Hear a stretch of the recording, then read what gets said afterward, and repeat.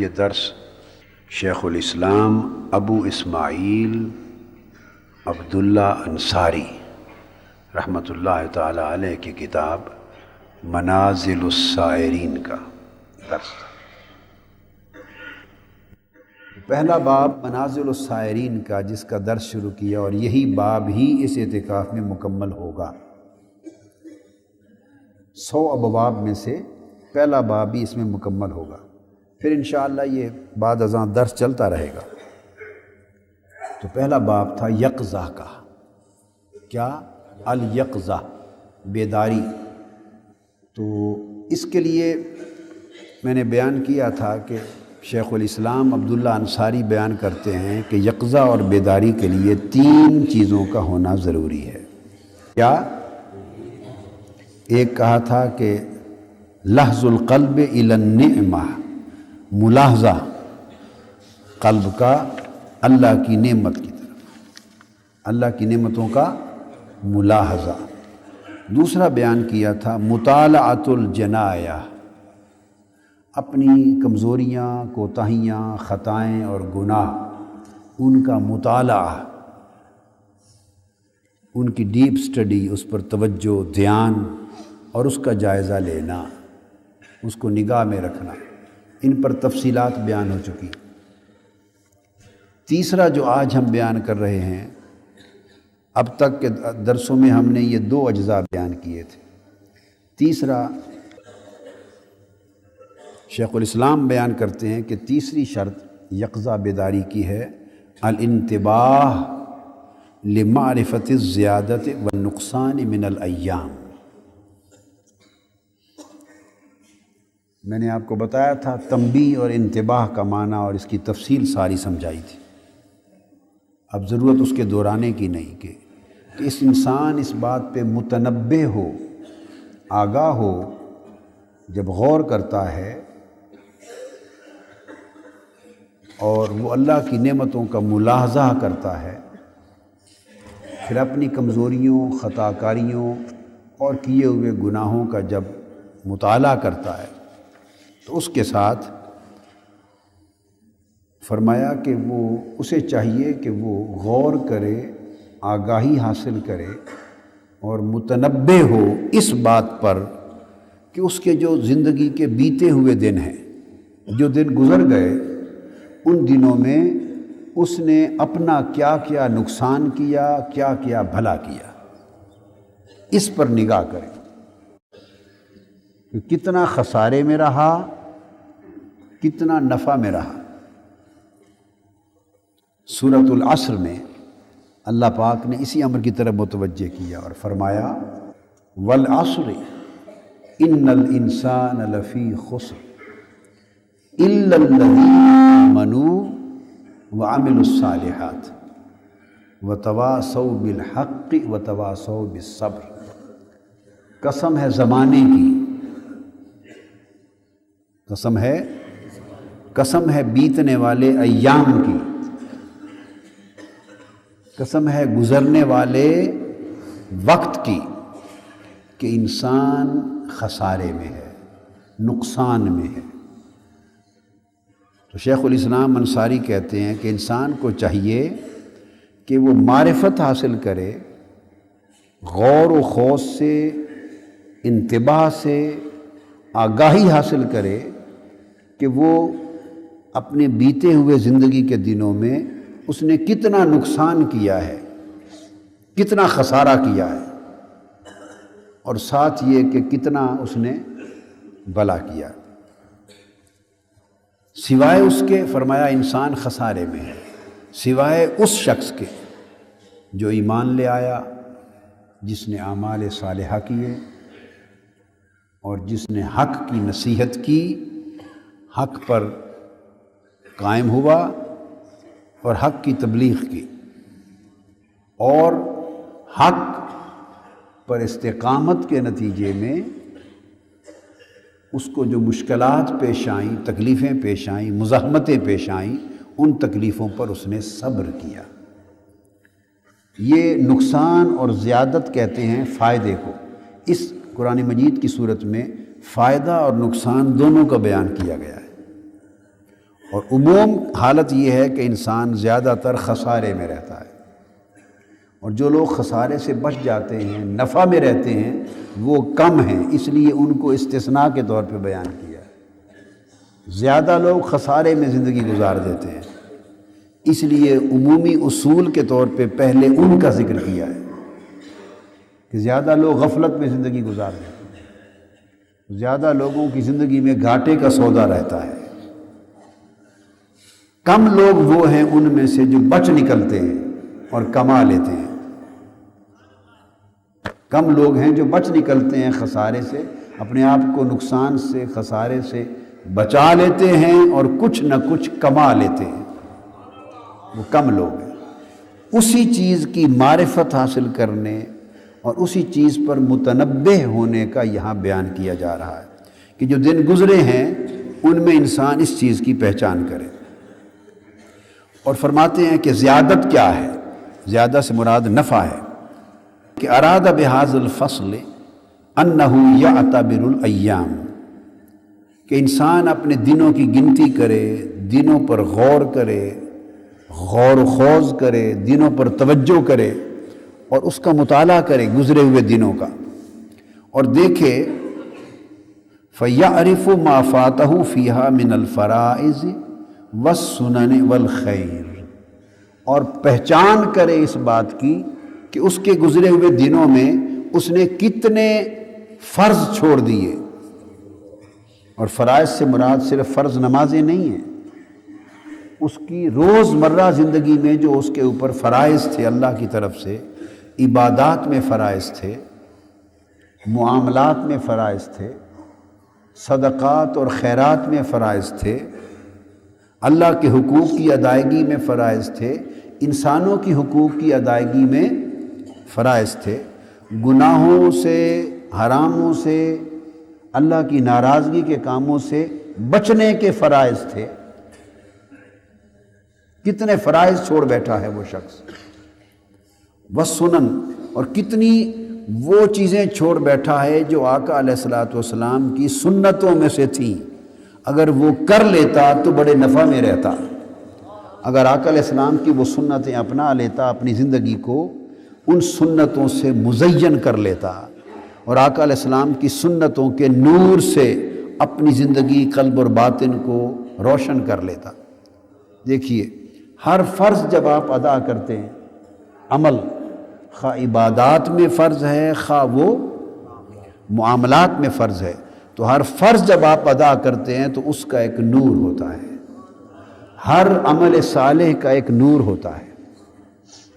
حضور علیہ الصلوۃ والسلام نے فرمایا، حدیث پاک میں ہے کہ ایک آدمی جب کوئی نیک عمل کرتا ہے، عمل صالح کرتا ہے، تو اس سے اس کے دل پر ایک نور کا نقطہ لگ جاتا ہے، یعنی اس کا اثر نور کی شکل میں ثبت ہو جاتا ہے، بیاض سفیدی آ جاتی ہے، نور آ جاتا ہے، پھر اور نیکی کا عمل کرتا ہے تو اور نور آ جاتا ہے، اور آ جاتا ہے، حتیٰ کہ اعمال صالحہ اگر کثرت سے کرتا رہے اور اعمال سیئہ، گناہ اور نافرمانیوں کے کام نہ کرے جو نور کو، سفیدی کو مٹا دیں، تو بڑھتا بڑھتا بالآخر پورے دل کو وہ روشن کر دیتا ہے۔ اور جب آقا علیہ السلام نے فرمایا کوئی شخص گناہ کرتا ہے تو اسی طرح سیاہی کا نقطہ لگ جاتا ہے، اور اگر گناہ کے عمل چلتے رہیں، تسلسل سے چلتے رہیں، تو سیاہی پھیلتی رہتی ہے یہاں تک کہ پورا دل سیاہ ہو جاتا ہے۔ تو گویا ہر عمل صالح سے ایک نور ہوتا ہے۔ اور یہاں فرمایا کہ وہ غور کرے کہ میں نے فرائض کتنے چھوڑ دیے، اور وہ کتنے اعمال زندگی میں ایسے تھے، اخلاق کے اعمال، کھانے پینے کے اعمال، پہننے کے اعمال، چلنے پھرنے کے اعمال، لوگوں سے کلام و گفتگو کے اعمال، لوگوں کے ساتھ لین دین کے اعمال، زندگی کے صبح و شام بسر کرنے کے اعمال، ہر وقت کتنے اعمال ایسے تھے جو آقا علیہ الصلوۃ والسلام کی سنت طیبہ اور سیرت مبارکہ میں تھے۔ آقا علیہ السلام کی سنت مبارکہ نے کوئی گوشہ زندگی کا نہیں چھوڑا جس میں ایک نمونہ اور اسوہ انسان کو زندگی کو نہ دے دیا ہو۔ اب وہ غور کرے کہ کتنی سنتیں میسر تھیں، اگر کھانا ہے تو کھانے میں بھی کئی سنتیں میسر تھیں، وہی کھانا بسم اللہ پڑھ کے کھا لیتا تو سنت کے مطابق ہو جاتا، بسم اللہ کے بغیر کھا لیا تو سنت ترک ہو گئی، اور اللہ کے حکم کے مطابق ہو جاتا، اس کے بغیر کام کر لیا کوئی بسم اللہ کے بغیر تو حکم ترک ہو گیا۔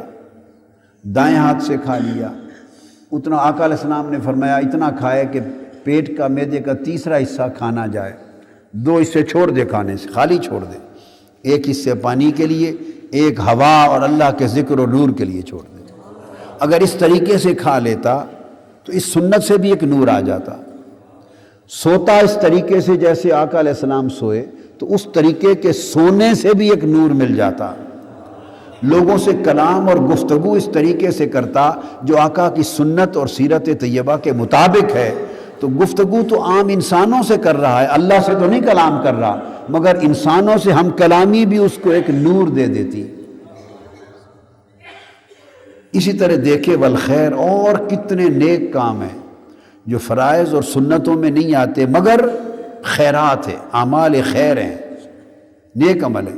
غریب کی مدد کر دی، محتاج کی مدد کر دی، بیوہ کی مدد کر دی، کسی کی دلجوئی کر دی، کسی کی نصرت کر دی، جس نے مانگا اس کو دے دیا، حتیٰ کہ اور کچھ بھی نہ کیا تو مسلمان بھائی سے ملا تو ایک مسکراہٹ دے دی، یہ بھی عمل خیر ہے، مسکراتے چہرے سے مل لیا۔ تو آقا علیہ السلام نے فرمایا کہ مسلمان بھائی سے ملتے ہوئے مسکرانا، تبسم دینا اور مسکرا کے ملنا، فرمایا یہ بھی ایک صدقہ ہے اور گناہ کو معاف کرتا، مٹاتا ہے۔ اور ایک حدیث میں آقا نے فرمایا کہ مسلمان بھائی کو ملتے ہوئے اسمائل دینا، مسکرا کے ملنا، بس چہرے سے مسکراہٹ کے ذریعے اس کو مسکراہٹ منتقل کرنا، یہ عبادت ہے۔ السلام علیکم میں پہل کر دینا عبادت ہے۔ یہ سب اعمال خیر بھی ہیں، اعمال سنت بھی ہیں۔ تو روز مرہ کی زندگی میں کسی مریض کی عیادت کر دی، مریض کی عیادت کر دی، یہ جو روحانی ملکہ ہوتا ہے، روحانی ملکات، جس سے انسان کے اندر کوئی نہ کوئی روحانی ملکہ ڈیولپ ہوتا ہے، اور وہ جب پختہ ہو کر انسان کی شخصیت کے باطن میں راسخ ہو جائے تو وہ نسبت بن جاتی ہے، اس کو نسبت کہتے ہیں۔ اور اس نسبت کی 7 قسمیں اور اس سے بھی زائد ہیں۔ ان میں سے ایک قسم ان نسبتوں میں سے نسبت اطاعت ہے، نسبت اطاعت ہے۔ کیا کہا میں نے؟ اچھا، اس نسبت اطاعت میں آگے 3 شعبے ہیں۔ ایک شعبہ حلاوت مناجات کا ہے، یعنی اللہ کی مناجات کر کے اس مناجات کے ذریعے سے نسبت اطاعت نصیب ہوتی ہے۔ دعائیں، استغفار، توبہ، تعوذات، مناجات، اللہ کو پکارنے کے طور طریقے، اس طریقے سے انسان نسبت اطاعت کی طرف بڑھتا ہے۔ ایک شعبہ ہے انوار اسماء الہیہ کا، اللہ کے اسماء کے انوار کا۔ اسم رحمان ہے، رحیم ہے، رب ہے، مالک ہے، ودود ہے، حی ہے، قیوم ہے، حق ہے، جبار ہے، قہار ہے، ہادی ہے، غفار ہے، ستار ہے۔ اللہ کے ہر اسم کا ایک نور ہے۔ تو ان اسماء حسنہ کا ورد کرنے، کثرت کے ساتھ کرنے سے نور حاصل ہوتا ہے۔ جیسے آیت الکرسی اور قرآن مجید کے وہ تمام مقامات جن میں اللہ کے اسماء کا ذکر آیا ہے کثرت سے، تو ان آیات کا ورد کرنے سے اللہ کے اسماء کا نور ملتا ہے۔ تو بعض اوقات اسماء الہیہ کے ذکر و ورد سے جو نور ملتا ہے، یہ انوار، اسماء الہیہ کے انوار بندے کو نسبت اطاعت تک پہنچاتے ہیں۔ اور تیسری قسم جو میں بتانا چاہتا ہوں اس نسبت اطاعت میں، اس کو نسبت کہتے ہیں شمول رحمت۔ دراصل یہ دوسرا شعبہ ہے، میں نے ویسے تیسرا کر کے آپ کو بتایا۔ تو نسبت اطاعت میں پہلا حلاوت مناجات، دوسرا شمول رحمت، اور تیسرا انوار اسماء الہیہ۔ شمول رحمت کا شعبہ یہ ہے کہ ایسے اعمال صالحہ اور اعمال خیر کرنا، اس شمول رحمت میں نہ کوئی ورد ہے نہ وظیفہ ہے، نہ ذکر اذکار ہیں، نہ استغفار ہے۔ یہ شمول رحمت کیا ہے؟ شمول رحمت کہ یہ شعبہ نسبت اطاعت کا ملتا ہے ان لوگوں کو جو اعمال صالحہ اور اعمال خیر کے مرتکب ہوتے ہیں، عبادات کے علاوہ۔ اور وہ اعمال خیر کیا ہیں؟ صدقہ کرنا، خیرات کرنا، مال خرچ کرنا، خیرات کرنا، مریض کی عیادت کرنا، فوت ہو گیا اس کا جنازہ پڑھنا، غریب کی مدد کرنا، محتاج کی دلجوئی کرنا، دکھی شخص کے دکھ کو دور کرنے کے لیے، اسے سکھ مہیا کرنے کے لیے کچھ تکلیف اٹھا لینا، کسی غریب دکھی مریض کے پاس چل کے چلے جانا۔ اب بات سمجھیں، یہ جو اعمال ہیں، اسی طرح مجالس ہیں، نیک ذکر مجالس میں جا بیٹھنا، یہ تمام اعمال جو ہیں ان کو اعمال خیر کہتے ہیں اور اعمال صالحہ کہتے ہیں، ان خاص اذکار کے علاوہ جن کو انسان توجہ نہیں دیتا اپنی زندگی میں، سمجھتے ہی دنیا داری، اور اگر کرتا بھی ہے تو اس کو دنیا داری کر کے کرتا ہے، مدد کی کسی غریب کی، اور اگر اس کو عمل خیر اور عمل صالح عبادت سمجھ کے کرتا تو خاموشی سے چپکے سے کرتا، دلجوئی کے لیے، نہ احسان جتاتا نہ دکھلاتا۔ اس طرح مدد کی تو اس مدد سے نور پیدا ہوتا ہے اور نسبت اطاعت نصیب ہوتی ہے، یہ روحانی ملکہ بنتا ہے۔ اور یہ جو ساتوں نسبتیں ہیں، کیا خواہ بندہ روحانی طور پہ کسی بھی نسبت میں ترقی کر جائے، کسی نسبت طہارت کے ذریعے ترقی کر جائے، نسبت اطاعت کے ذریعے ترقی کر جائے، نسبت اطاعت کو ان تینوں شعبوں میں سے کسی شعبے سے ڈیولپ کر لے، ترقی کر جائے، نسبت عشق کے ذریعے ترقی کر جائے، نسبت توحید کے ذریعے ترقی کر جائے، نسبت وجد کے ذریعے ترقی کر جائے، نسبت اویسی کے ذریعے ترقی کر جائے، مختلف نسبتیں کسی کے ذریعے بھی ترقی کر جائے، تو یہی ساری نسبتیں انسان کو ابدیت کی نسبت پر اور محمدیت کی نسبت پہ پہنچا دیتی ہیں۔ ان ساروں کا جو عروج ہے، اینڈ ہے، وہ نسبت ابدیت اور نسبت محمدی صلی اللہ علیہ وآلہ وسلم۔ تو بتانا مقصود ہے کہ یہ جو اس طرح کے اعمال ہیں، یہ بھی روحانی نسبت کو عطا کرتے ہیں اور مضبوط کرتے ہیں، یہ اعمال خیر ہیں۔ ایک تو ہو گئے فرائض، کہ غور کرے کہ میں نے فرائض کتنے چھوڑ دیے، نقصان کیا، کیا کیا؟ اور ان فرائض کے نور کا عالم یہ ہے، اور پھر یہ غور کرے کہ سنن کتنے چھوڑ دیے اور خیر نوافل آ گئے، فرائض کتنے چھوڑے، سنتیں کتنی چھوڑی، اور نوافل اور خیرات کے عمل کتنے چھوڑے۔ اور آقا علیہ الصلوۃ والسلام نے فرمایا کہ اللہ پاک نے فرمایا، اور یہ حدیث قدسی ہے، کہ میرا بندہ فرائض کے علاوہ نوافل جو ادا کرتا ہے تو ان نوافل کے ذریعے ایک تو نور ملا، اور ایک ہر ایک نفلی عبادت کے ساتھ ایک خاص قرب ملتا ہے۔ فرمایا جب کثرت کرتا ہے نفلی عبادت کی، اضافی عبادت کی، تو اس سے وہ مجھے میری بارگاہ میں قرب پاتا ہے، اور وہ میرے قریب ہوتا چلا جاتا ہے۔ جب میں اس کو اپنا قرب دے لیتا ہوں تو پھر میں اس سے محبت کرنے لگ جاتا ہوں۔ احببتہ لا یزال عبدی یتقرب الی بالنوافل حتی احببتہ، میرے قریب ہوتا چلا جاتا ہے نفلی میں، حتیٰ کہ میں اسے اپنا محبوب کر لیتا ہوں، اور جب میں اس سے محبت کر لیتا ہوں، پھر آپ نے حدیث سنی ہے، میں نے بیان کی کئی بار، پھر میں اس کے ہاتھ بن جاتا ہوں جس سے پکڑتا ہے، اس کی آنکھ بن جاتا ہوں جس سے دیکھتا ہے، اس کے کان بن جاتا ہوں جس سے سنتا ہے۔ تو یہ نور اور قرب نوافل کے ذریعے، اعمال خیر اور اعمال سنن کے ذریعے ملا ہے، اور جو فرائض کا نور ہے وہ نوافل کے نور سے بھی زیادہ قوی تر نور ہے، اس کی ترقی اور زیادہ ہوتی ہے۔ قرب فرائض، جو فرائض سے حاصل ہونے والا قرب اور نور قوی تر ہے نوافل سے حاصل ہونے والے قرب اور نور کے مقابلے میں۔ تو اس لیے انہوں نے کہا کہ انسان غور کرے زندگی میں گن گن کے کہ کتنے کام ایسے تھے جو مجھ پر فرض تھے۔ آپ نے مشن کی ذمہ داری لے لی، منصب سنبھال لیا، ذمہ داری لی، اب آپ پر فرض ہو گیا اس عہد کی وجہ سے اوفو بالعقود، جو وعدہ کرو پورا کرو، تو وعدہ پورا کرنا بھی فرض ہے، وہ بھی اس میں آ گیا۔ آپ نے وعدہ کیا مجھ سے کہ ہم میں سے ہر شخص اس سال میں 10 آدمی اور تیار کرے گا، مثال دے رہا ہوں، وعدہ کیا یا نہیں کیا ہے نا؟ 10 آدمی۔ اب آپ کیا کرتے ہیں؟ آپ تنظیم پہ چھوڑ دیتے ہیں کہ پوری تنظیم اکٹھی ہو کے جی اس سال فلاں ضلع سے اتنے آئے ہیں، وہ سارا مقصود فوت ہو جاتا ہے، سارا مقصود کہ اس ضلع سے اتنے آئے ہیں۔ جب آپ پورے ضلع پر تنظیم چھوڑتے ہیں تو کبھی آپ بڑھ نہیں سکتے، برکت نہیں ہوتی۔